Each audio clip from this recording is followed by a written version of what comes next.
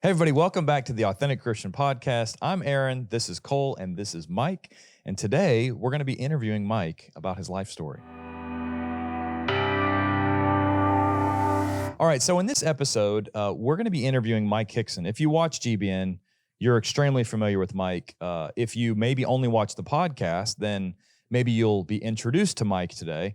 I got a little bio that was put together. Mike didn't write this. I don't know. I know when you ask someone to write a bio, I always feel like, I guess in the world, it's like your opportunity to just brag about yourself.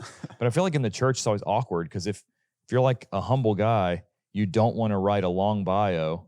But then one time, it's like if you write a really short bio, then I remember one guy said, like, you got to tell us all the stuff you've done or else people aren't going to know why they want to listen to you. I'm like, I don't really care if they, all I want to hear is the scripture, not me. Yeah. But so Mike didn't put this bio together. So all right, so Mike Hixson, married to Nancy. If you watch the ladies programming, Daughters of Wisdom, you've seen Nancy on there. Married since 1987, have a son, Braden.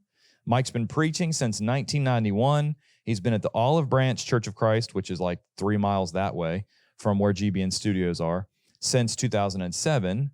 If you watch GBN, Mike's been the long host of GBN Live.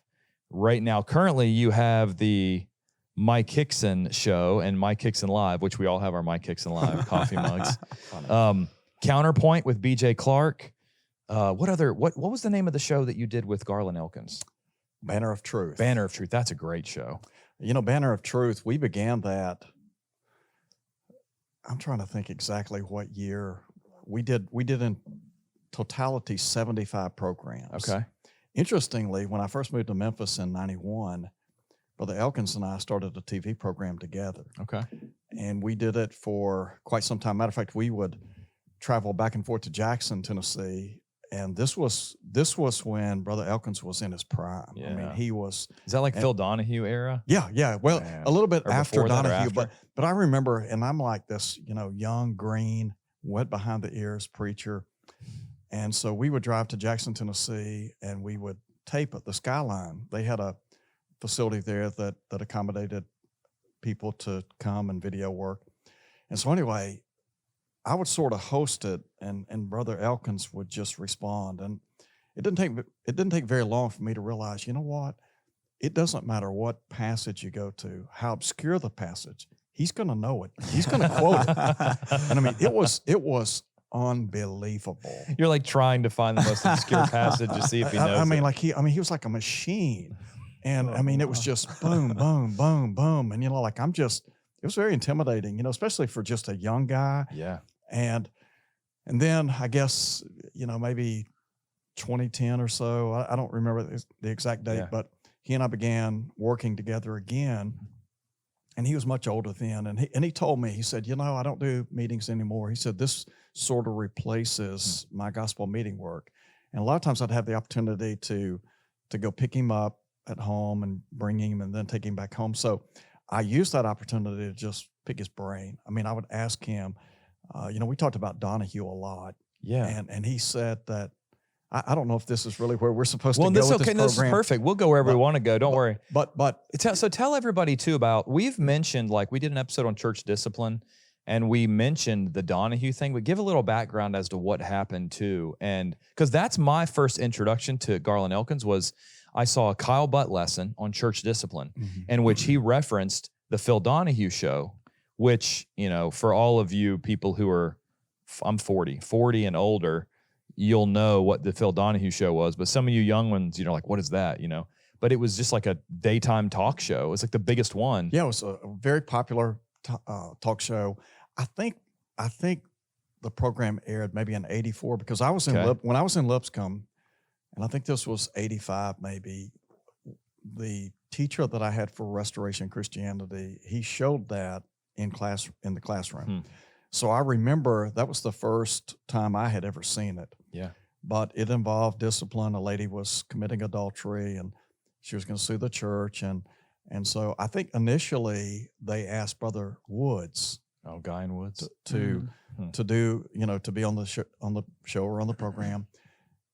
And Brother Woods deferred, and so I don't know exactly how Brother Elkins came into play, but I mean he's very confident, very calm, and he said that when he said that before the show, there were handlers that came out, and he said they really got the crowd riled up. I mean, it was a very rabid crowd. If you watched it, I mean, he was in a very hostile environment. Yeah, he was. And I told Brother Elkins, I said, just going back and looking at the program over and over, I said, I think number one, Phil Donahue, he respected you. He did a good job. Because he realized this guy knows the Bible. Matter of fact, you remember the attorney, at one point he said, now Jesus said, and Donahue stopped him. He said, wait a minute. If you're going to quote Jesus, you better know what he said, because this guy knows the Bible. This guy knows it, yep. And, Brother Donahue said at one point, he's like, I bet he's got a verse for this one. Yeah, exactly. He did. And Brother, I remember Brother Elkins quoted a verse one time,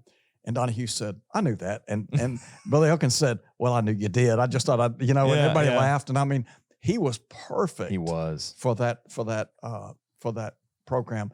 And he said after the program, he took one of his tracks. It may have been Come and See. Yeah. And he asked Phil Donahue, he said, Phil, would you like some help? And he said, I'll take all the help I can get. And he said, I got a tract here. He said, I'd like to give it to you. He said, if what this tract says is true, believe it and obey it. If not, discard it. And, I thought not too long ago, Phil Donahue passed away. And I thought, he should have taken Brother Elkins' advice. Yeah. I mean, he had opportunity to learn the truth. He was in the presence of it.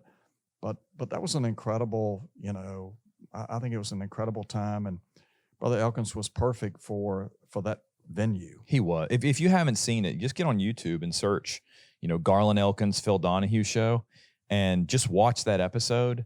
And that was what introduced me to him. And then from there, I don't know if that's maybe how I found GBN. I had heard Don preach, and, I think about when I came to GBN, like I'd seen other programs. And one of the reasons that, like, you've had me on your show a few times.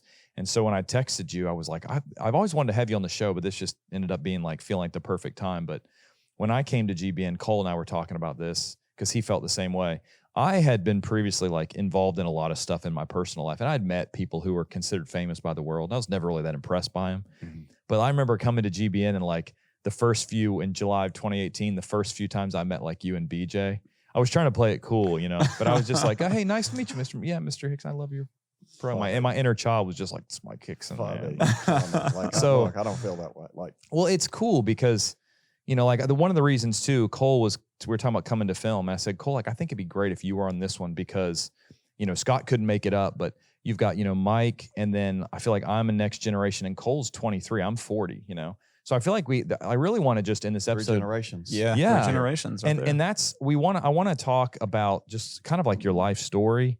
And then, towards the end, talk about some things that you see in the church. So let's start. Could I mention go ahead. one other thing? Since you mentioned we can go whatever order you want. Let me just mention this one other tidbit. Brother Elkins corresponded with Jeffrey Dahmer. Yes. And I talked to him about that as well. And he said, I never will forget, he had a very unique way of, but he asked me, he said, he sent a letter to Gatwell and requested one of our lectureship books. And he said, you'll never guess the lectureship book that he wanted. And I'm like, probably wouldn't. And he said he wanted God Demands Doctrinal Preaching, Biblical Preaching. Huh. Of all the books that he could, that's the one he asked for. Wow.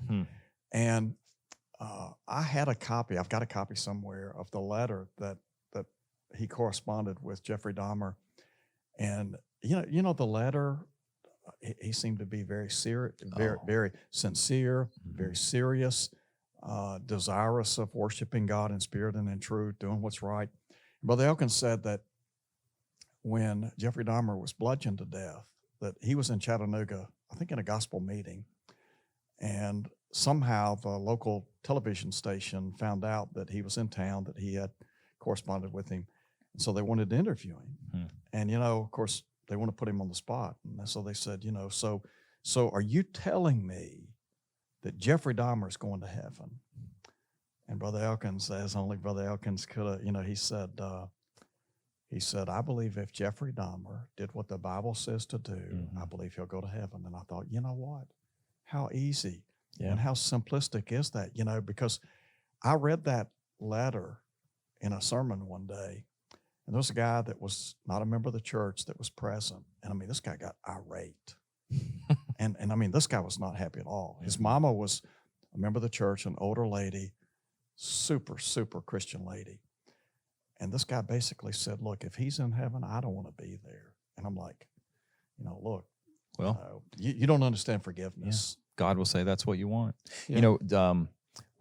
That story fascinated me when I heard, and I remember, I think I was in somewhere in Alabama with Cliff Goodwin riding in a car, and I had brought up with, I think Quinn was one of the younger guys was sitting in the back, and I brought up that I just heard that story. And Cliff talked about, I think when he went through the school maybe, that Garland Elkins had talked about that and shown them the letter.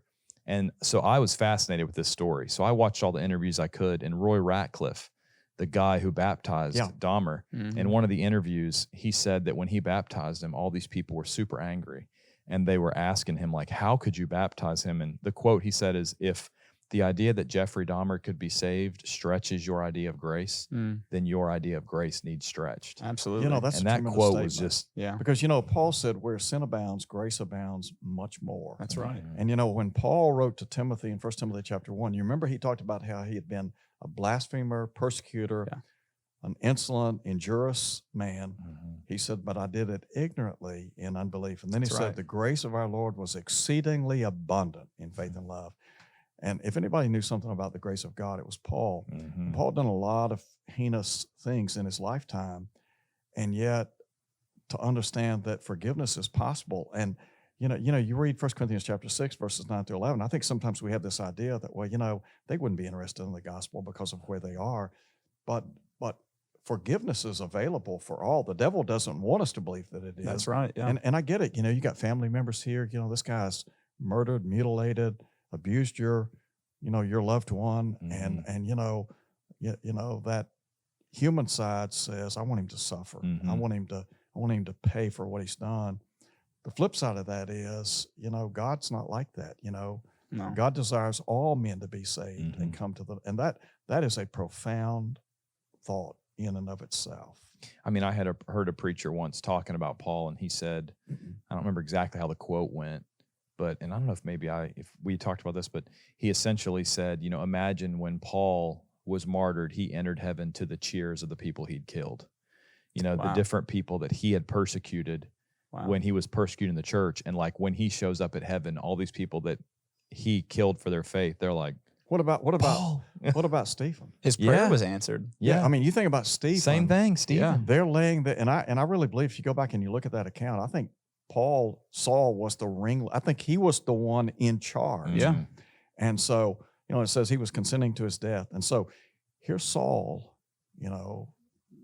making havoc of the church, as Luke said. Yeah. This guy dies not knowing anything about his later conversion.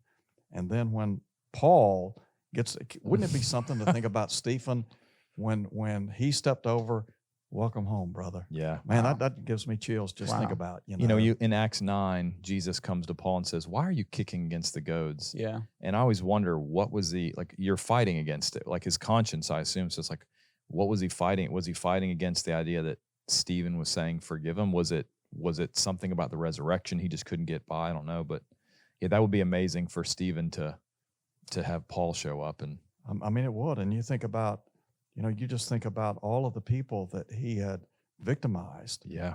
And men and women. I mean, I could see, like, if I was dedicated, let's just use a modern day, like, let's say I was, had the power to like drag off false teachers to prison. Like, okay, but he dragged men and women.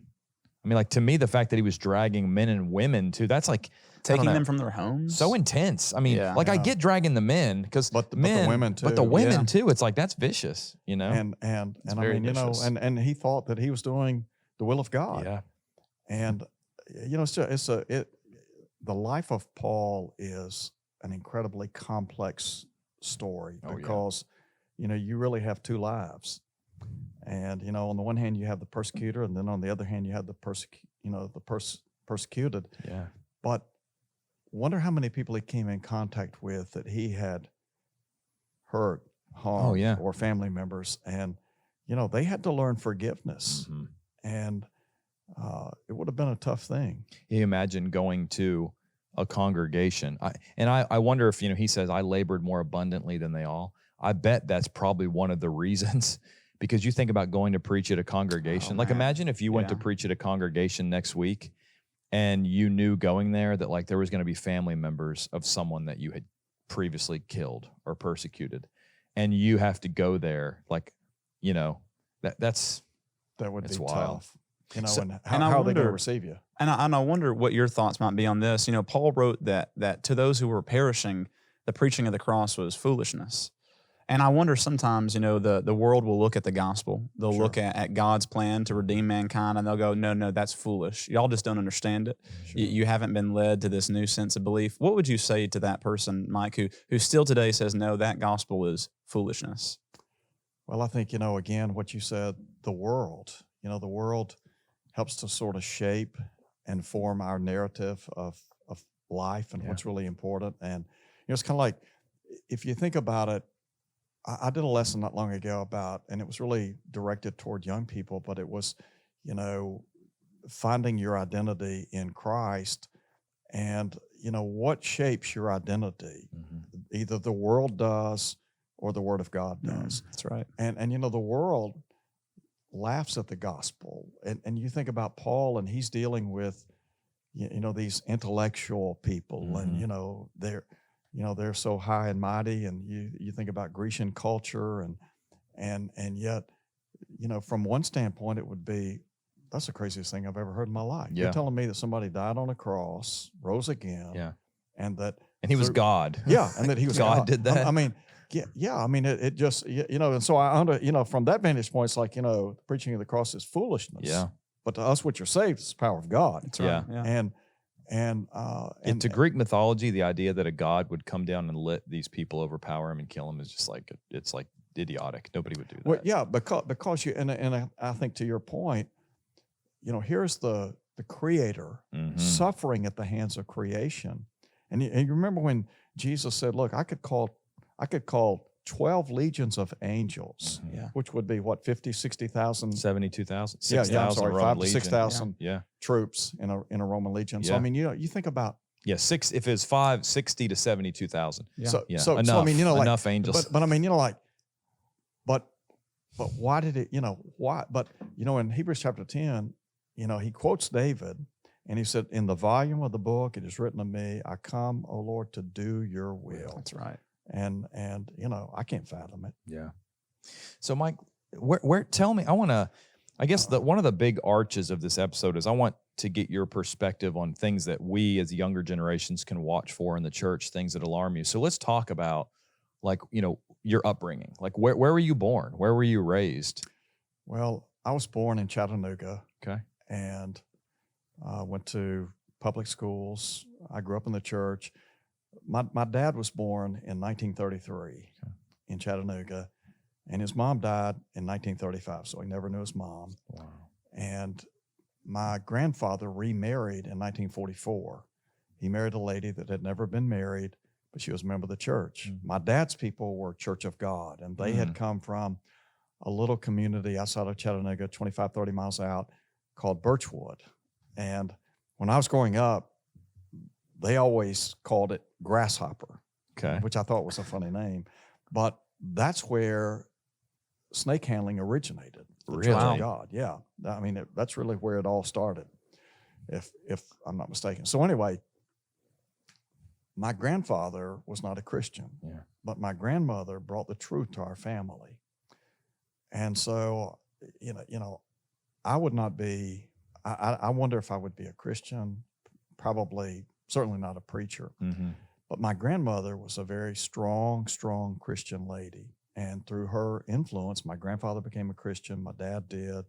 His brother, my uncle's wife did. And so she had tremendous influence on us. And I can remember as a teenager, and even, up maybe when I was 20 or so, she would get the spiritual sword, and Really?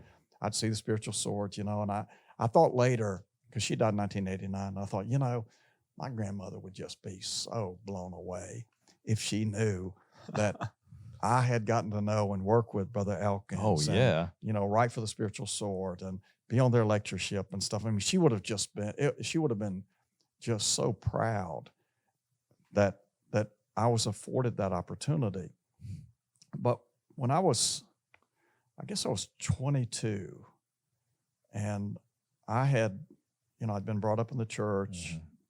I sort of got tied up in the world, and it was Like kind we of all a did. Yeah, like it's we kind all of did. a Jekyll Hyde existence. On the one hand, I wanted to do right. On the other hand, there's this draw, and Yeah. and I mean, like, it was fun. Yeah. and I enjoyed it. And So it was Hebrews hard, 11 said the pleasure of sin, and it for a was season. really tough. Yeah. Right. And I remember talking.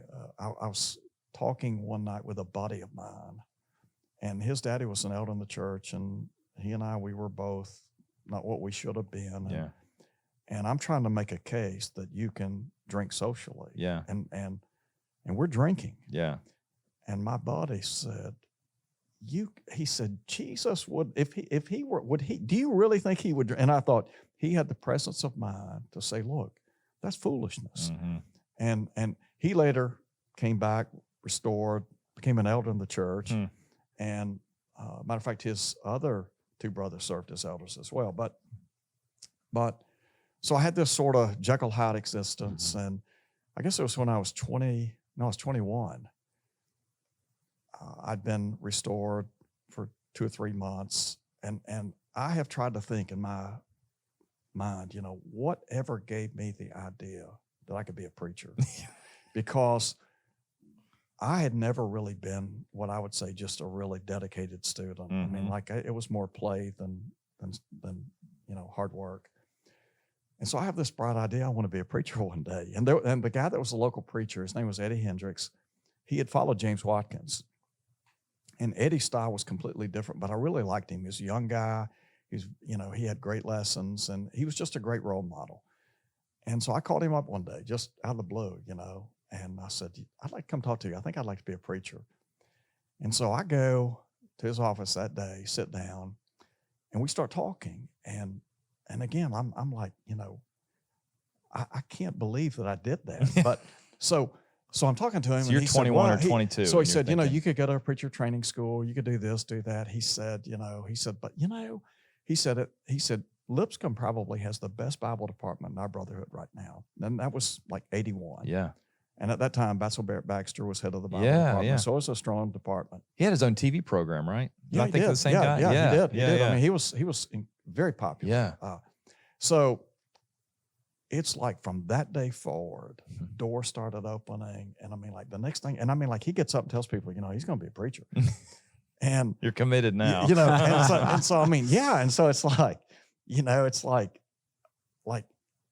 things just started falling into place. And so Easter Sunday, which was in 1981, I'm at services that morning. And I remember at the invitation, there was a guy that came forward.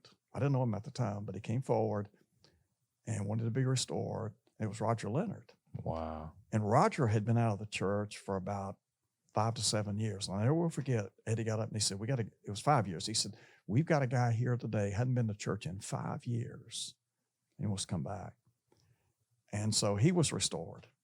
And he and his daddy and brother owned a burglar alarm business in Chattanooga. He already had his own house. I mean, he was sad, you know.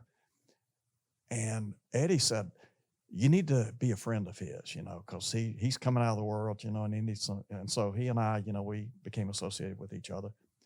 Well, it's just in, a few weeks, he decides he wants to preach. Really? And so that September, he and I both started at Lipscomb together. Really? But what was funny was we went to, I never will forget that summer, I was working at Coca-Cola and he was working with his dad. So we took off one day and went to Lipscomb, and so we go in, this guy's showing us around. He takes us in the auditorium area where we had chapel, and they'd probably see, 1,500 people, Yeah. I never will forget, he said, one day you guys will be speaking in here, and I always said, like Roger, we were like Gomer and Goober, like, it's like, but I never, and I've tried to ask myself, whatever gave you the idea you could do this, but it was something I really wanted to do, and I just, I felt like the Lord blessed me and, allowed me to give it a shot. Yeah. And so that's kind of how I got my start. Yeah.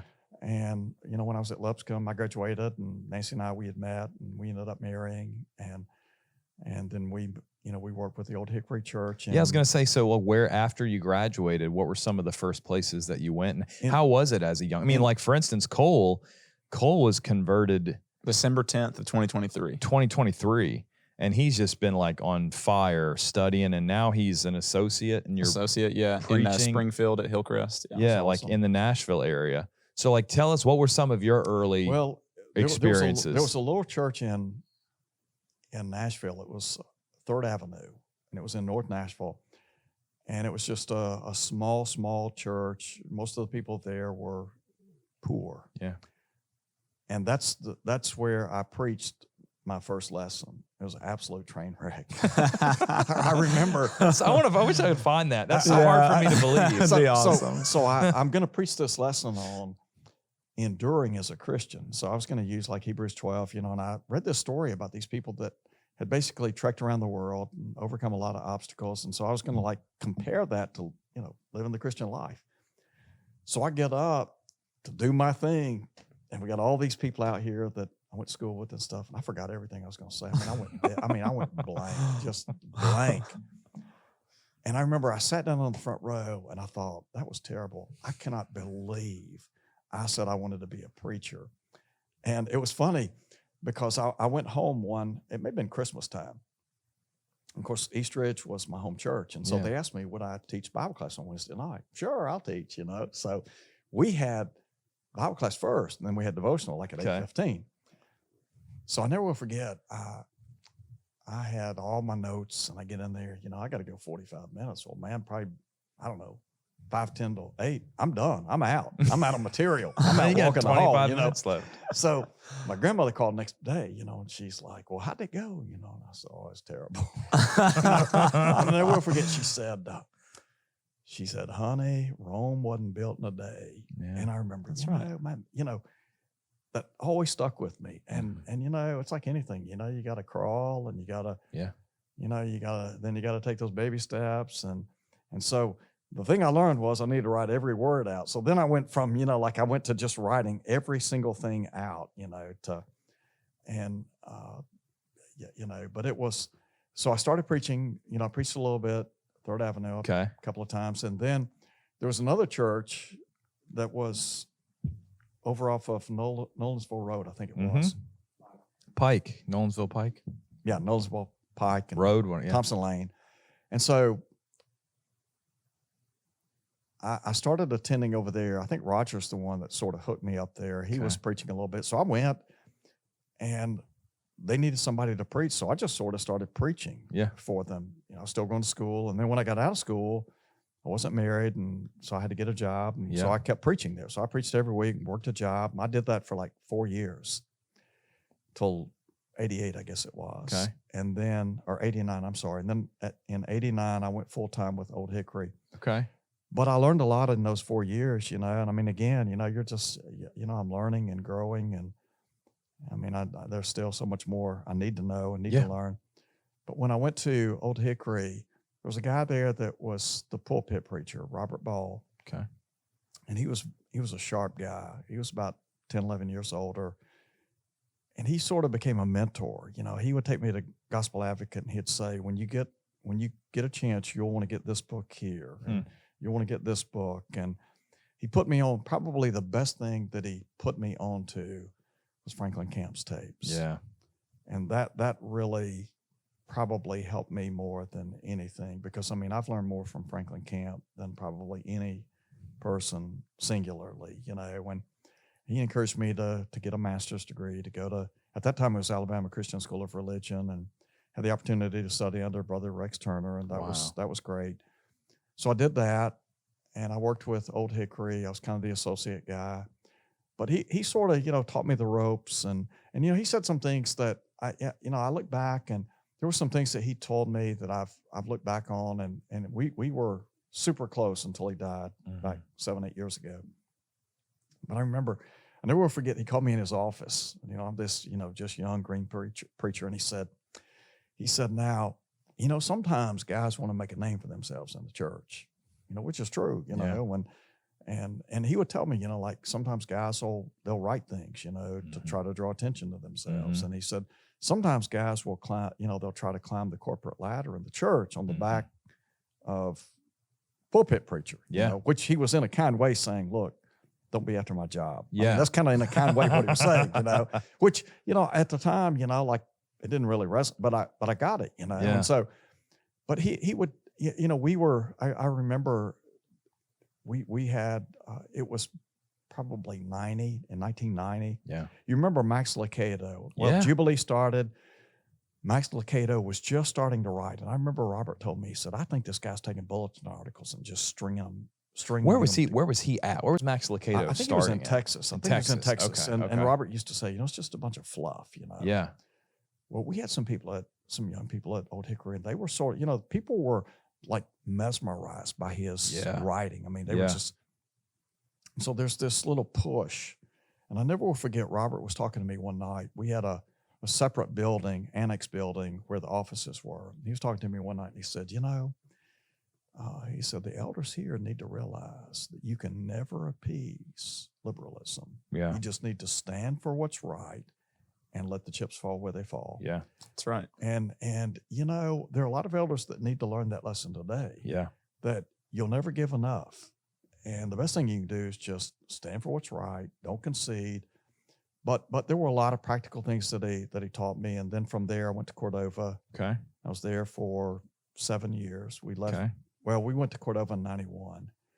And, that was a good work. It was a hard work.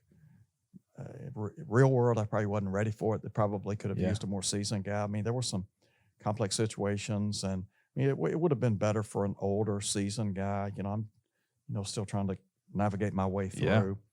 But I was there 7 years, and then from there went to Macon Road for almost 9, and then, to Olive Branch. So we've been in this area for 34 years, almost 35. I never dreamed that we would be here. And I guess in 2005, Barry Gilreath called me. Okay. And Barry had been the associate preacher. When I was growing up, we went to Ridgedale in Chattanooga, and he was the associate preacher there.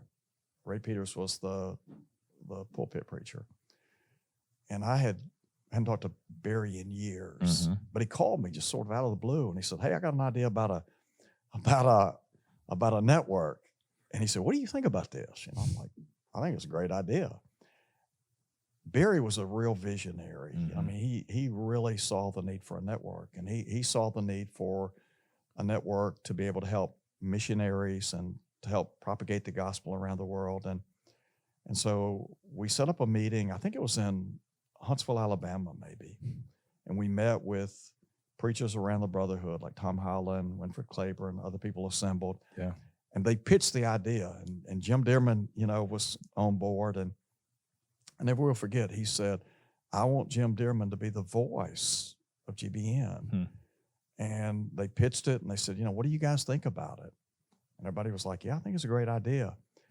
And so, I mean, it's like it's kind of like from that day forward, man, we're up and, wheels up, we're ready to go, and we started taping some DVDs to send out to the brotherhood. And I think that was like maybe in June, and by November we were on the air, which still sort of incredulous. Wow. Yeah. But I mean, I think the vision was there. He was a dreamer, and Barry had a heart of gold, and I appreciated the fact that he wanted to do it. And he and Jim, I think they made a great partnership. They were like brothers together, did a tremendous job. And so Don and I, we were like the field reps, I guess, national field reps. Yeah. So it might, if you're not following completely, this is Gospel Broadcasting Network, the network that, we're on now that does all this programs. Like that was the origins of it. So Barry and Jim were the ones, running at the top. And then you and Don, how many field reps? Do you remember how many we you had? guys Well, had? we had. And this is what, 2007, 2006? 2005. So, wow. So we went in 2005. We basically launched it, and I went full time with. I was preaching, but I was working full time with GBN. Yeah. And Don was working. And so we had a management team, and it was the four of us. We were the management team. Okay. And then we were like national field reps. And then under them, I guess under us, there were other field reps. But, they set up a studio in Chattanooga off of Bonnie Oaks. And I mean, that's where really everything started right there.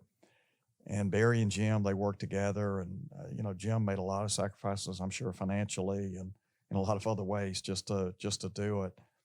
But I mean, that was kind of the origin of the whole thing was, and the Highland elders oversaw it out of Dalton. But that was the nucleus of it. And it just grew from there. Was that the first facility that was like the old Sears building? The first facility was on Bonnie Oaks. It was like a two-story office complex. Well, you had pictures in that hallway of all the different buildings, And so they had upstairs, downstairs. I think I'm trying to think if the studio was downstairs or upstairs. I never taped there. And then they moved to, it was like an old Sears building. Yeah, like an Kmart old building. sort of mall that was like Huge. empty. Oh, it's like 30,000 square my. feet. And It's they like took- enormous. And they took that over, and Barry had this idea that, okay, there was a place not far from I guess GBN's original office, which was on Bonnie Oaks. I think it was Kay Arthur. It was basically a female preacher. All right. And Barry had befriended a guy that was he was a technical man associated with that. And so Barry kind of got to see the inner workings of that. And this guy got us to come over and tour their facility. I mean, it was like going through NBC studios. Really? I mean, it was incredible because I'd been to NBC and seen what they did. And I mean, like, it was unbelievable. I mean, and they would have like tour buses come, like just walk around, look at their place. So, so in Barry's mind, he thought, well, if we get this, our brethren are going to want to come and tour the facility. Yeah. And, it's going to just, people are going to be blown away by what we're doing. And I mean, that was kind of his concept. It never really evolved to that, but that's what he was thinking. And so I don't remember now exactly how long we were in Chattanooga, but then everything moved here. Yeah, I think from what I was told, it was like maybe 2012 or 13 that everything maybe moved here. And Don took over. Yeah. And I think Ralph Upton came in, helped. a part in terms of the finances and stuff. And, there was a rocky period, and I think God in his providence was able to see us through the rough times. Yep. But I would say GBN's probably better today, on better footing than it's ever been. I mean, I just think it's so cool to hear those stories because you're talking about 2005. Like I'm a sophomore in college, I was like 3 years old. Well, you mentioned Counterpoint. Yeah. So that was Jim Dearman's idea. Yeah. Jim, he had seen this political program, and it was it was really just a vanilla program. It was like a couple of guys sitting at a set or on a set. They're sitting at a table, and they got a black background. I mean, nothing. I mean, it's just black background. And they would sort of bounce, counter each other politically. And he said, I really think it'd be good if we had a religious program like that. Yeah. And so he said, I think you and BJ ought to do that. This is Counterpoint with Mike Hixson and BJ Clark. Hello and welcome to Counterpoint. I'm Mike Hixson. With me today, BJ Clark. BJ, it's always good to be together. We're going to be talking today about salvation. We hope that you will stay tuned to this telecast. And at that time I was preaching at Macon Road, and we had put a studio in one of the wings where we could tape. So we started that program at Macon Road, and we just used an old black sheet with a table, and he and I started. I mean, that's been, close to 20 years ago. Wow. I don't even, BJ said back in the summer, we probably done 500 programs. Was that the first program that you filmed for GBN? Was it Counterpoint? I think it was. I think so. I think it was the first program. Wow. And now we're filming here, and I'm looking across the studio, and there's like the Counterpoint Yeah. set. And it's incredible. And it really evolved. Like, I never dreamed that it would, and I don't say this because of anything that I've done. I don't think I've been, I don't think I've done. Well, you and anything BJ, special. I mean, it's a great program because it's But- like national TV. but- you know? Yeah. But I never dreamed it would have the impact Mhm. that it has. Matter of fact, when I was in Middle Tennessee this past week, there was a guy came up to me, real nice guy, young guy, and he said, "I want to thank you." He said,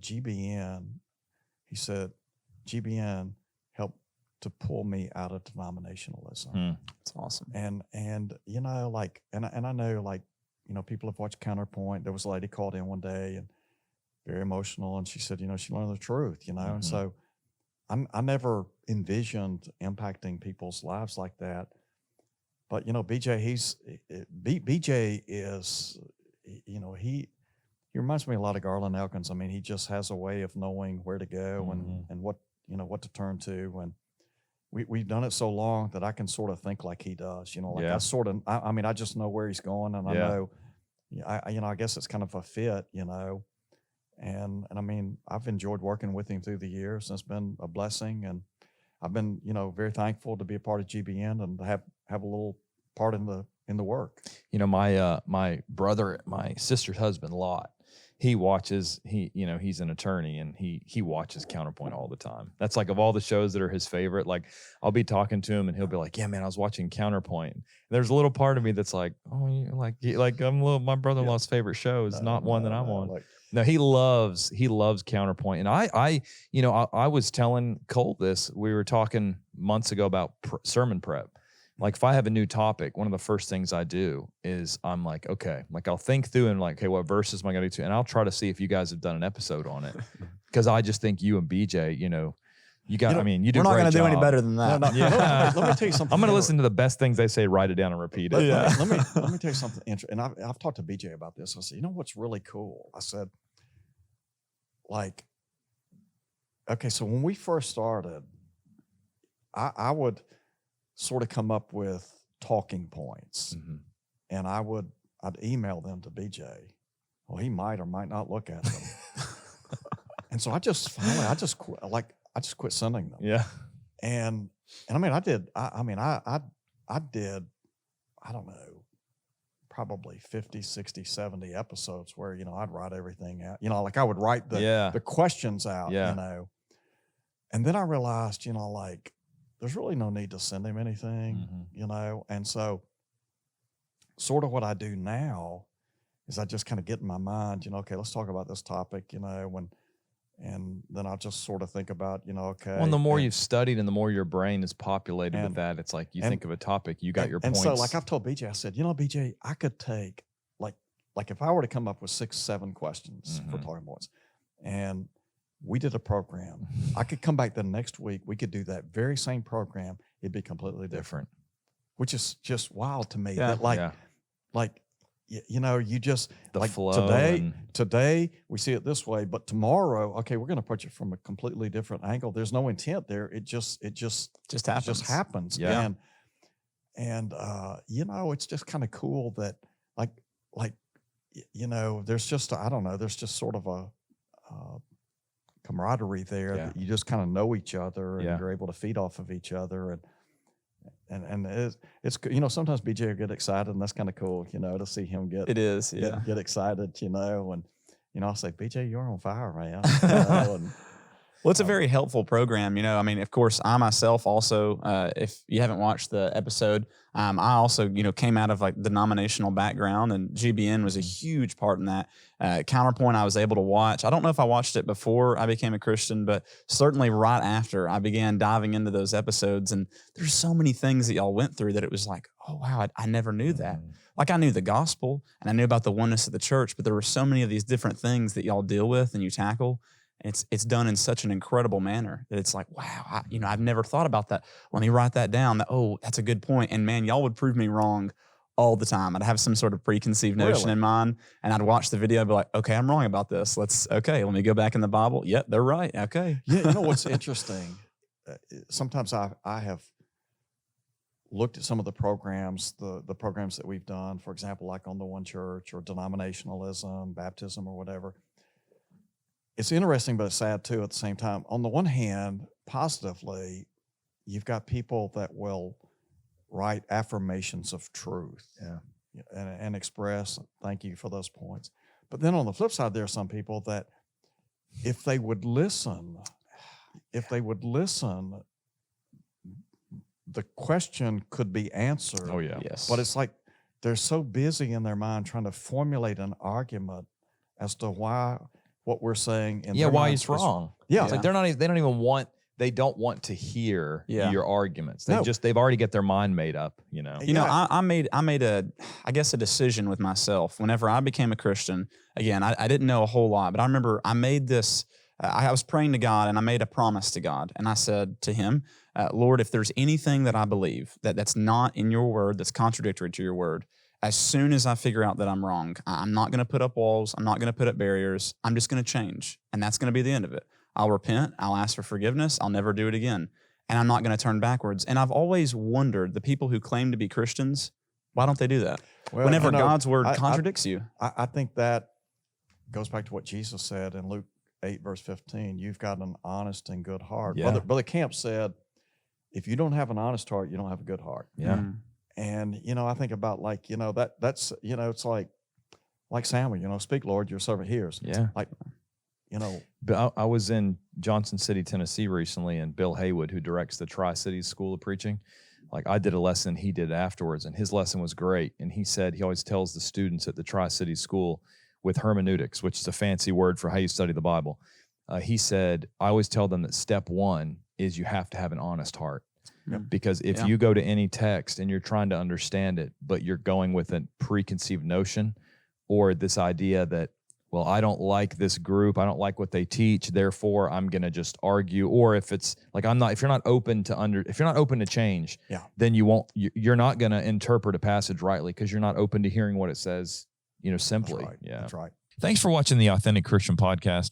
If you want to watch more content like the Authentic Christian, different programs, other podcasts that you want to learn about the Bible, I'd recommend you download our app, the Gospel Broadcasting Network app. Just get on the App Store. You also can find it on Roku, iTunes, etc. Search Gospel Broadcasting Network, download the app, and you can see the show, The Authentic Christian, and many, many other shows, dozens of shows, other podcasts, other shows that walk you through verse by verse through different books of the Bible, or even just different topical shows. So I would recommend you download the Gospel Broadcasting Network app. Thanks for watching.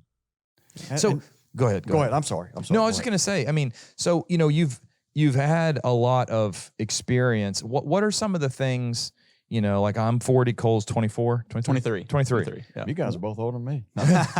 Put together. Yeah. So what are some of the things that you see? Yeah. That's funny. That was pretty good. What are some of the things that you see, like how have times changed? And in the world or in the church, what are things that you want to get out or advice to the younger generations? Like, these are things you need to be careful of in the church, things that you see that, just concern you. Well, one of the things we were talking before beginning today, one of the things that you mentioned, maybe trends that weren't necessarily a problem when I began preaching. And I've said multiple times now that I never envisioned when I decided I wanted to become a preacher that I would have to define what constitutes a biblical marriage that is between a male and a female. I would have never dreamed that that would be an issue in my preaching lifetime. But then I think, we live, Jesus said men love darkness rather than light. So we live in a darkened world of sin, and sin's always been a problem, and it continues to be prevalent in the world in which we live. Mm-hmm. But I think one concern that I have, I think one of the, and it may be the biggest crisis that I see in the church today, is biblical leadership. Mm-hmm. We do a great job training our preachers. I don't think we do such a great job training men to serve as elders. Mm. And, the church can't rise above our eldership. And if you don't have men that understand the role of an elder and working in tandem with one another, it's going to be a real problem. And the whole aspect of shepherding and overseeing and feeding, and we in the church, in some places, we have fostered a pastoral system. Yeah. And we have put everything on the preacher, with the exception of the authority. And I think that we have to get back to what constitutes a biblical eldership, and what does it mean to serve as an eldership. And I'm concerned about some of the pulpits in our brotherhood, what's being taught, what's not being taught. Elders could stop a lot of that. Yeah. For example, I remember several years ago, Brother Elkins and I, we did a program on a large church in Nashville that brought the instrument in. Yeah. Yeah. And I remember the preacher, I listened to the lesson that he presented. He was going to do 2 or 3 lessons talking about why they were bringing it in. And he began by saying, you need to understand something, that we haven't had a lesson on instrumental music preached from this pulpit in like 30 years. That's the problem. That's it. And, so, that was an indictment against the eldership, Yeah. an indictment against those who are in the pulpit. Yeah. Now, Paul said, I shun not to declare to you the whole counsel of God, in Acts 20. The very next verse, he tells the elders to feed the church of God. So if elders are doing their job, then they're going to maintain a pulpit that's preaching and teaching sound doctrine. Yeah. And they're going to preach the whole counsel of God. So I think that's, that would be one concern. Yeah. Is, we've got to get, and then maybe just add this in terms of preaching and teaching. In the 20s, 30s, 40s, 50s, 60s, the churches of Christ were growing by leaps and bounds. Basically, if you go back and look historically, you look at the tabernacle sermons in Nashville, Tennessee in the 20s, 30s, and 40s. I can't imagine the Ryman being filled to capacity, turning people away, and then printing the sermons in the newspaper every day. Yeah, that's wild. Now, to me, that was the golden era of the church Yeah. in the 20th century. Yeah. And the churches of Christ were growing as fast as any quote-unquote denomination around. Yeah. And so you think about, okay, so why did they grow then? Why are we not growing now? I think some of it goes back to what they preached then compared to what we're preaching today. Yeah. What they preached was just simple biblical lessons, hard-hitting truths, the old saying, book, chapter, verse. Yeah. They preached about what to do to become a Christian. They preached on the one church, the deity of Christ, all these subjects. And so people could see the distinctiveness of the church, and they could see the difference. And that's why so many people came out of denominationalism. Yeah. Well, if we're not preaching that, then people in the pew, in their minds, people in they're okay. Yeah. They don't see that there's a difference there. Yeah. And so I think that's robbed us in many respects of our evangelistic zeal. Yeah. And we're not teaching people like we used to. Yeah. So I think we got to get back to that. And it starts with the eldership, it starts with the local preacher just preaching the word.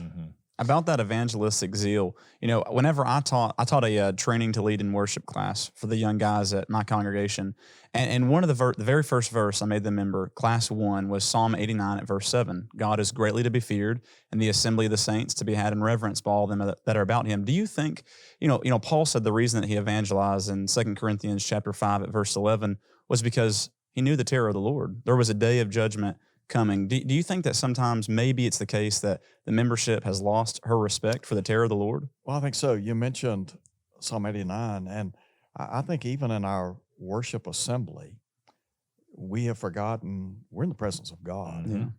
Like Moses, when he was told to remove his sandals, you're on holy ground. And, whether we realize it or not, we're on holy ground. And I think that the aim of worship is God, and we have flipped that. And we have made ourselves the aim, so to speak, and God the audience. Yeah. Yeah. I remember a book, God is the Audience. I don't remember who wrote it, but I remember I have a book in my library that I read when I was first studying instrumental music. It's a real little book. It's called God is the Audience. And that always stuck. It was a great book, but we've forgotten that. And a lot of churches have turned it into now So it's performance. it's become more, it's more catered to what we want and what we desire rather than what God desires. And God's never given us the latitude to just dictate how we're going to worship Him. No. So I think that's a real problem, And then in 2 Corinthians chapter 5, if you look at verse 11, verse 10, he's talking about the judgment. We must all be made manifest before the judgment seat of Christ. And so it's in light of that, he would say, knowing therefore the terror of the Lord, what do we do? We persuade men. Yeah. And like Paul, in Colossians chapter 1, warning every man, teaching every man to present every man perfect in Christ. And I think we've lost that. There's this, maybe we've forgotten, what the Hebrew writer said. It's a fearful thing to fall into the hands of a living God. And in light of the judgment to come, we need to be warning people and persuading people and teaching people, because one day we're going to stand before the judge of all the earth and give an account. That's right. Absolutely. And that can sometimes, that's not a very popular message. I remember one of the very first times that I preached over hell and the severity of it and the eternality of it. I remember I had somebody meet me at the back and say that they didn't want their kids to hear that lesson anymore. And I said, I'm sorry, but your kids need to hear that lesson. That's right. Because one day they're not going to be in your house anymore. You're not going to be able to watch them. That's right. And whenever they leave and they don't know who God is, they're going to be like those children from Genesis, Exodus, Leviticus, Numbers, Deuteronomy. What happened? They all went astray. Yeah, and don't you think, and I think that goes back to 2 Timothy chapter 4. Paul said, reprove, rebuke, exhort. 2/3 negative. Yeah. And again, we've sort of tailored culture to fit what we want, and we've sort of woven all of this into the fabric of the church, the world. And you've got folks today, well, I really don't want to hear about that. And I've said it before, and sometimes I think, and it's not that I'm trying to be adversarial. No. But look, I know what people want. Yeah. And I've said this from the pulpit. I know what people want. I know what they want in the classroom sometimes. I know what they want in the worship. Yeah.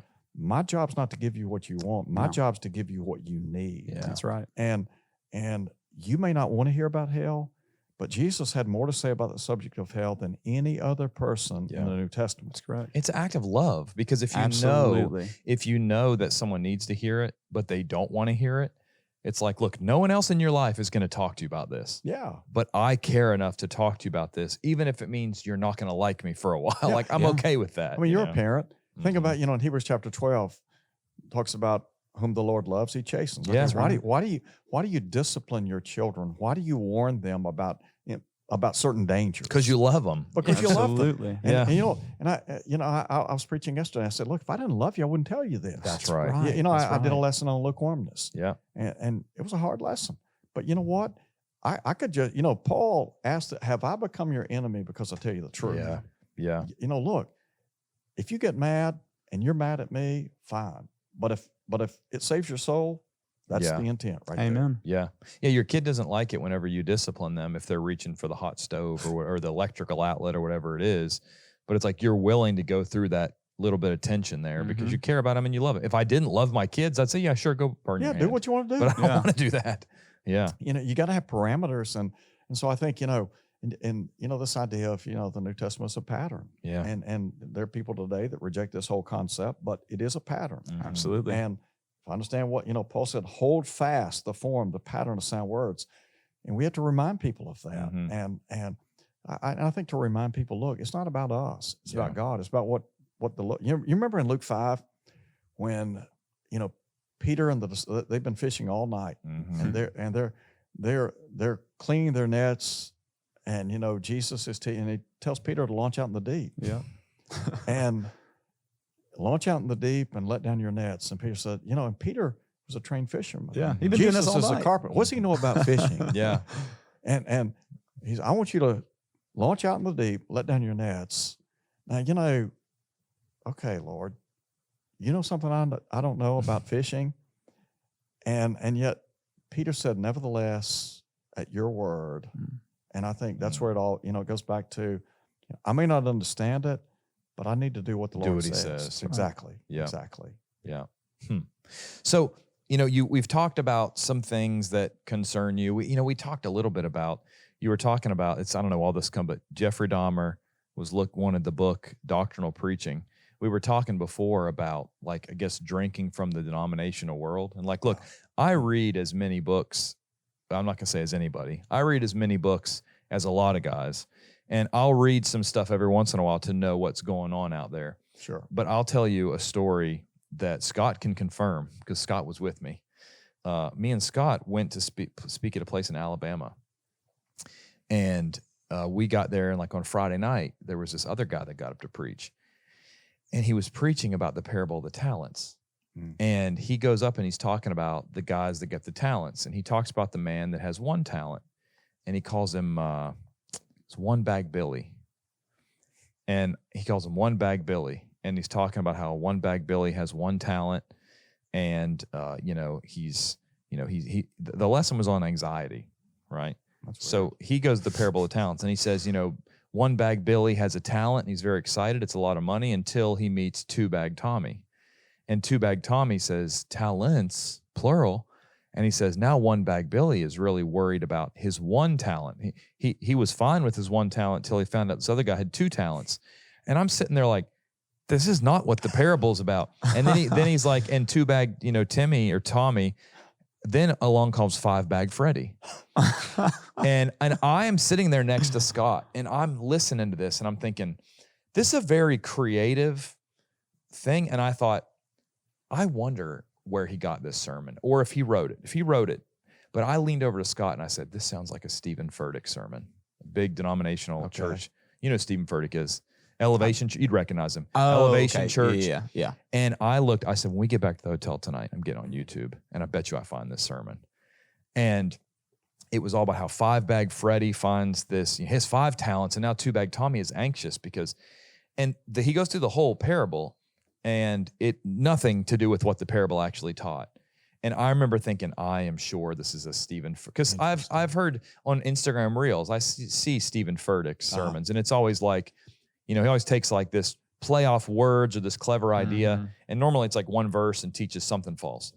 And so we go back to the YouTube, and this is a member of the church, a preacher in the Churches of Christ. We go back to the hotel, and I get on YouTube, and Scott was playing like, I don't remember, game on his computer. Me and Scott, like, I don't ever game unless I'm traveling with Scott. We're like in the hotel room. One night he like fell asleep, and he woke up at like 1 o'clock, and I'm playing video games. He's like, what are you doing? I'm like, I don't play video games at home. It's only when I'm with you. Rocket League. That's what I was playing, that car soccer game. Anyway, yeah.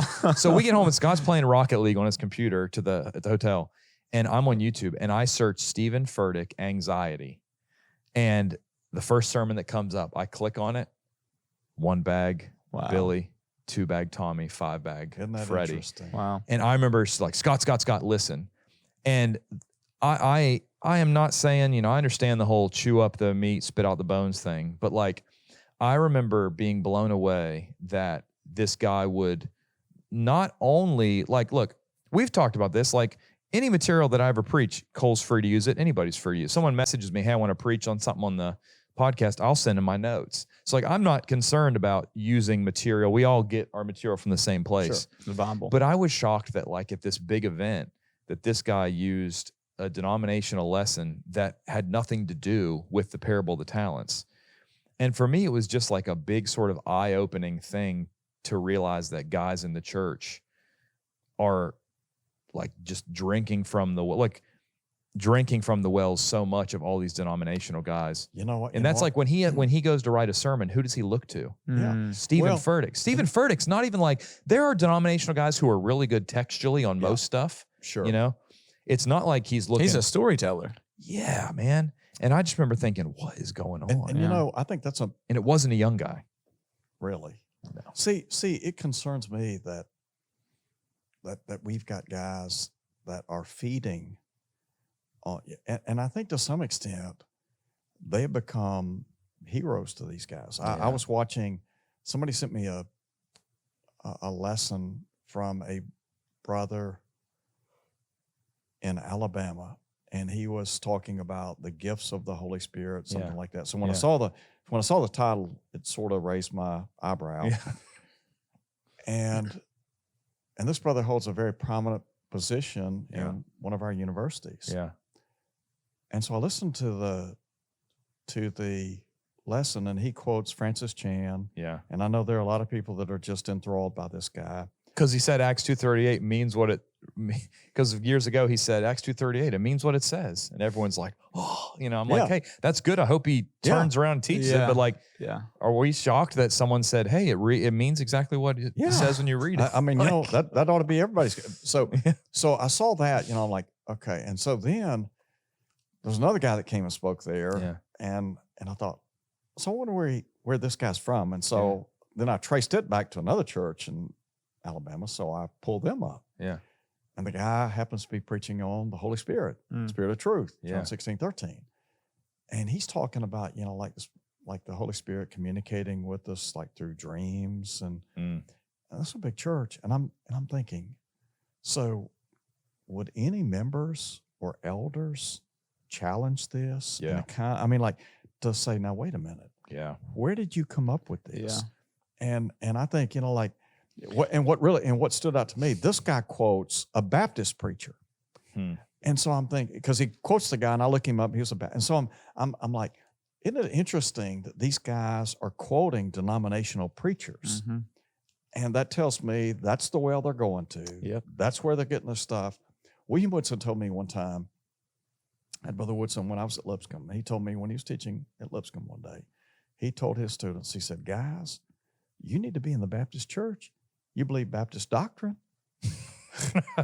I mean, that's bold. Yeah. But I mean, so the point, and I had a sister come up to me. If I called her name, you would know her. Yeah. She just recently passed away. She was a very faithful lady, super person. And she came up to me and she said that she went to a preacher. And if I called his name, you'd know his name. Yeah. And she said, I told him, she said, I heard that same sermon just the other day on television. Wow. And she said, and he had the same illustrations you did too. Well, that's bad. And It's one thing to say, like, I like the sermon and I'm going to use the same verses, but when you use like a guy's personal illustrations, it's like you're getting a little bit. So she knew exactly the source. Yeah. And it was a Baptist preacher. Yeah. That he had used, which, again, like what you said, like, look, we read stuff from everybody. Yeah. We take point, A lot of times too, if it's like a sermon on like 2 Samuel and it's Old Testament history, it's like, all right, you'll be able, but when you get to the New Testament, you're talking about the plan of salvation and this sort of stuff, but you were talking about John 16:12 or 13. I heard a guy recently talking about the Holy Spirit and what he does for us. And he brought up 1 John 2:27. And he said, but the anointing which you have, you receive from him abides in you, and you do not need that anyone teach you, but as the same anointing teaches you concerning all things and is true and is not a lie, and just as it has taught you, you will abide in him. And he was using that passage essentially saying like the Holy Spirit will teach us things. And I'm like, buddy, that's a miraculous age. Miraculous. I can tell you right now, if you watch this podcast, I wish I could tell you I don't have to study. That takes up like a majority of my life. Exactly. Yeah. So the That'd idea be that nice. he was using this verse as in like, hey, this says you don't need anyone to teach you. It's like, well, maybe in the miraculous age, they had this miraculous gift of knowledge, but that's not talking about today, man. That's right. John 14, when Jesus said the Holy Spirit, the Comforter, would be given to them, he would teach them all things, bring all things to their remembrance. Yep. He wasn't talking to us today. No. Oh, no. But there are people that lift that out of context, make application to us. And as you said a minute ago, that was a miraculous age. I was talking to somebody that brought up John 16:12-15, and I said, so that's you have that? They're like, absolutely. Oh, yeah. And so I went to John 14. I said, this is where it says he'll bring to remembrance all things that Jesus said. Do you have that? And she said, yes. And I said, okay, what did Jesus say about this? Just asked her about a random topic. And she was like, I don't remember. I'm like, you don't have it then, because you just said it would bring to remembrance all things Jesus said. I just asked you about something Jesus said. You said you don't know. Yeah. Like this is talking about the It doesn't miraculous follow. inspiration. Yeah. No, Yeah. and you have to understand that wherever revelation existed in the first century, it was always backed up by confirmation. Miracles. That's right. Yes. So, if you claim to be able to speak inspired words, then you need to be able to confirm it. Prove it to me. That's right. That's right. Who was the preacher that was talking to a Pentecostal guy talking about miracles, and he said something about he had miraculous powers, and he said, "Let's go to the cemetery." And you tell John him, Shannon. is that John Shannon? Yeah. He said, you tell them to get up, and I'll tell them to stay down. I love that. That's Oh, wow. awesome. John Shannon's pretty great. good. Wow. Pretty good. Well, so you have any? Okay, you have any more questions for Mike about things? You know, I've got one more question or two. You got any questions you want to ask Mike? Yeah, I was curious. I mean, we're talking about all these different things. We're talking about people looking into other things that aren't the Bible, and I'm just curious. How long have you been preaching? How many years? Good question. When'd you start? I think I preached my first sermon in 83. So what would that be? 40, 40, 42? 41. So in 42 years. I was born in 84. Were you really? Yeah, man. That makes me feel good. We were talking about something recently. We were talking about like September 11th, 2001. And we were like, where were you? Where were you? And I think it was either you or Nate or Foster. And we're like, I wasn't born yet. Oh, it was me. I was the youngest guy. Yeah. I hadn't been born. My wife was there. Really? She was in New York on 9/11. She called me. She saw the second tower fall. Wow. She saw people leap from the man. towers. Man. Or from the tower, the second tower, I guess. She saw people leap to their death. I had a denominational Very guy hard. who gave me the Tim LaHaye Left Behind series in high school. Uh-huh. He wasn't a member of the church, and I shouldn't have been. But anyway, I read it, and I had just read like one of the books right before the planes hit the tower. And I remember thinking, "This is it. This is it. Like the Lord's coming back. This in, Armageddon." Yeah. And then, of course, it didn't because it wasn't. Well, my question though, so 42 years preaching the gospel, and I'm curious, there are so many people, I think, that they'll receive the truth, and instead of following the New Testament pattern and going and sharing it to others, we've been talking about there's a pattern throughout the Bible. What would you say to the person who's been a Christian for 30 plus years, and they're not telling anybody about what's in here? They're not preaching the word to other people, and of course not preaching from behind the pulpit, but telling their friends, telling their family members, trying to seek and save that which is lost. Well, I think, yesterday I did a lesson on lukewarmness. Mhm. And I think, I said, we're supposed to be consecrated to God. Mhm. And what happens sometimes is we become complacent. Mhm. And when you become complacent, it impacts you in a number of ways. It impacts, I think, first and foremost, your walk with God. And I can think about, Enoch and Noah, they were both said to have walked with God. And then I think it impacts our worship to God because people that are lukewarm aren't regular. They're in and out, or if maybe they're on the premises, but they're really not, maybe they found a creative way. They're not standing on the promises, they're sitting on the premises. Yeah, exactly. And then I think it impacts our study of the Word of God. And, you can't teach somebody what you don't know. And That's a good point. And it impacts our involvement in the work of God. And, the thrust of our work is to go into all the world and preach the gospel. That's right. So if we're not teaching people, we're not doing what the Lord said. And so, evangelism is key, whether we do it publicly, privately. The early church, when they were scattered abroad, they went everywhere preaching the word. Why'd they do that? Because they believed what Jesus said, go into all the world. They took that to heart. Yeah. And they were convicted. Peter and John in Acts chapter 4, when they were commanded not to preach or teach, they said, look, we can't but speak the things we've seen and heard. We're not backing down. We need that same type of fire in the church today, and I think that fire's been put out. I think when I think back to my mid to late 20s, for me, almost all those things go together with growth because, I remember there was a time where I didn't study with anybody. And one of the things that really helped me to start studying is I tried to study with somebody and realized I didn't know what I was talking about. And so then I would want to study more to learn, and then I would be more evangelistic. And then that was then I was, at the end of the day, I was happy with myself. I was like, I'm doing what I'm supposed to be doing. Sure. I enjoyed worship more. I would study with somebody, and then if you have a new convert and they've been baptized, now I'm looking forward to worship to see them. We had a new guy converted last Friday. I'm looking forward to seeing him That's in awesome. 2 days at worship, see how he's doing. That's And great. for me, it all feeds together. And if you start losing a couple of these pieces, then all of a sudden your worship literally in your mind is just what I got to do on Sundays and Wednesdays. Got to get there on time. And I think, I think, just to me personally, I think you do a tremendous job in personal work. Oh. And you just have this like, I wish I had what you have. Like, you'll go to a coffee shop, see somebody with a Bible, with a Bible open, and you say, hey, what are you reading? And, because I asked you about that the other day. And I mean, I just think, it's that casual approach. Jesus asked a lot of questions. And, so when you ask, what are you reading? Or, it starts a conversation. I've thought this for years, and I've said it a lot on the podcast, but, I remember studying about God's providence and how he works and how he gets the gospel to people that we're seeking. And, Acts 8, God sends a preacher. And so I've always wondered, if God, I know this, God knows that there are people seeking, and God is always sends a preacher, with right. Paul, he sent a preacher. With the eunuch, he sent a preacher.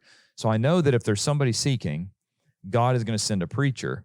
And then I walk into a coffee shop and I see somebody studying their Bible. And the first thing that I think in my mind is, what if it's me? What if that's why I'm here? That's a great point. That's why I think it's hard for me to walk away from a situation without saying something almost anywhere I go, because I always pray too. Like when I travel, I pray like, all right, Lord, if there's somebody in this city or somebody on my route, like, let me interact with them. And that what happens is, I spoke in Kentucky, and I always, dropped a little. Like Saturday night, I got to this motel and the lady was like, what are you in town for? And I'm like, well, I'm speaking at this church. And then we start talking about church stuff. Or if I go to a coffee shop and someone's reading the Bible, that's the first thing I think is like, did the Lord work providentially to make sure that this person opens their Bible there at this coffee shop for the 15 minutes that I stop? And then it's like, all right, I got to talk to him at least, because I always think, and I know that, for instance, if I miss an opportunity, that God will provide another opportunity for that person. But, that's why I carry the cards and see someone studying. And I'm like, and I also think too, like, okay, I know that there's probably a congregation in this city, but I don't know how active they are. So I don't know if, this person should know of the Church of Christ because the local community. But like, what if the church here isn't sharing with anybody? So, and it's almost, to me, it gets easier over time. Like I was in sales for 11 years before I came to GBN. And I remember sitting in Morgantown, West Virginia at the house I was living in. It was my dad's dad, my grandpa's house that he had passed away, and it was in the family. So I was living there. And I remember sitting at the dining room table, the first cold call I had to make for my sales job. And it was a company, I think in Pennsylvania. And I was sitting there with the number staring at the phone. And I was like so terrified to call because I'd never made a phone call. And I was still an extrovert, but not in this. I didn't want to make a cold call. I picked up the number and I called and I said, hi, my name's Aaron. And I was with Gilson, the company. I'm with Gilson Instruments. I'd love to try and like come introduce myself to you and like show you guys what we have. And the guy said, not interested, click. And I remember going, that wasn't that bad. I mean, like I felt it was like, I thought this was going to be awful. This wasn't bad at all. And so then it got more and more natural. And it's the same sort of thing with evangelism. Like I remember some of the first time sitting in a coffee shop, and I don't know if I've told this story. I'm sure I have, but you can hear it again. So I was in South Carolina, and I had done a devotional a Wednesday night talking about the Ethiopian eunuch. And if God puts you in a situation providentially, you probably won't know it's providential, but let's say that God puts you in a situation for somebody seeking. Like if you go to a coffee shop or a restaurant and someone's reading their Bible, can God trust you to go talk to him? So that was Wednesday night. So I tell that to the whole congregation in North Carolina and Raleigh. And then I drive to South Carolina. I go to this coffee shop and I'm sitting there. I remember the door was there. The barista's thing was right there. And I'm sitting here at this little 2-person table and I'm reading my Bible and drinking my coffee. And I look over to the right and there's a little coffee table and a couch about like where the stage is over there. And there are 2 young guys reading their Bible. Wow. And I remember thinking, okay, all right, I got 2 options. One is be a complete hypocrite and just walk out of here, or I can go talk to him. And so I was like, well, I can't be a hypocrite. I just told the whole congregation to do this. So I got up and walked over and I said, hey guys, I have to talk to you because I just did this lesson last night, and essentially just told him the story. And we sat there and I carried a box of Muscle and Shovel in the back of my truck at that time. So I said, I have a book. Can I give you guys a book? And they were like, yeah. And so I gave them a copy. And I remember going back to my truck, and then the barista came out. She's like, what book did you give them? And I said, A Muscle and a Shovel. And so she asked me for 2 more copies for her. Wow. So I gave, it was 5 copies. Wow. And I'm not, all I'll say is this, after they went back inside, I sat in my truck, and I remember not feeling pride as in how great I am, but I remember thinking like, I'm doing what I'm supposed to be doing as a Christian. Like, it was a good feeling to Like know. a humble servant to God. Well, like, otherwise, how would I have felt if I didn't do it? Yeah. I'd probably still think about that situation to this day. Let me tell you this. Since you mentioned muscle and shovel, I've got a friend of mine in Texas, and he's in the oil business. Yeah. And so I assume that he has been a heavy contributor to President Trump. Yeah. So President Trump, he has the opportunity to meet President Trump. Oh, wow. And so, he showed, like picture and all that kind of stuff. But when he met him, he gave him a copy of Muscle and Shovel. Really? Wow. And he wrote in it, like all his contact, he said, like, you got any questions, anything like that? And he said President Trump said he would read that book. Now, I don't know if he did or not, but I think about, How like cool would that providentially be? What you're talking about. Okay, so this guy has the opportunity to meet, The president. And well, at that time he was running. It was Okay. prior to, but he used that opportunity to share the gospel. Take advantage And of you it. think about what if the president of the United States obeyed the gospel? Yeah. What would that do Yeah. for the Lord's Yeah. church, And you think about how many people may have prayed for him, and God, providentially works in all these so that he's meeting a guy who's probably a fairly successful businessman in the oil and gas industry. Exactly. So that Trump is going to take him seriously when he hands it to him, Exactly. Like, you just never know providentially, like, what opportunities could God provide to you? And who knows who the person you study with will be, who he'll be, You think about the person that your grandma sharing with your grandpa, like one person sharing with someone else, and you look at down the generations, how many people you and BJ have reached, and Garland and all the different programs. Have you ever, I don't know if you've ever seen the article, you can probably find it, but I think it was Flavel Nichols wrote an article. I think it's called The Power of One. You ever read that article? Gary Hampton preaches a sermon And about his the people that the lady that converted him and all these people too. Yeah. So I bet that's that sort of I mean, idea. and Brother Nichols traces, like, through this one link, it was like thousands and thousands of conversions, but it all went back to one source. One person. Wow. Just taking the time. And I mean, I think like what you're saying ought to inspire all of us to look for opportunities and think about, as you said, God's providence, Yeah, what if? That's when I walk into a coffee shop or anything and I see someone with the Bible, I think, what if? What if, providentially, you don't know, what if thousands of angels, I don't know how angels work. What if thousands of angels have worked providentially to bring it to this moment of me to see this person? What if? And then I'm like, well, I got to talk to him now. Even if I botch it, I've had some. It sometimes is awkward. Sometimes you say the wrong thing. I went up it's once awkward. in Sola Coffee Cafe. No, that's in Raleigh. Coffee Central in South Haven. There was this group of like 3 or 4 people studying their Bibles, like 3 guys and a girl. And I went up and I was like, "Hey guys, what are you studying?" And because that's normally my go-to. It's like Acts 8. Hey, what are you reading? Yeah. I don't normally say, "Do you understand it?" But I'm just like, "Hey, what are you reading?" And they were like, I don't know, Samuel. I was like, okay, I have a podcast. Here's a card. Sorry, bye. And like, well, it was they did not want to talk to me, and I felt awkward. Yeah, but you tried. You tried, and that is by far the minority. Yes, like absolutely. if you just try. Another thing is, if you just try, then you did your best. Yeah, I think in personal work, at least in my experience, the overwhelming majority of people, they're very accepting to the fact that you love them enough to talk to them. Yeah.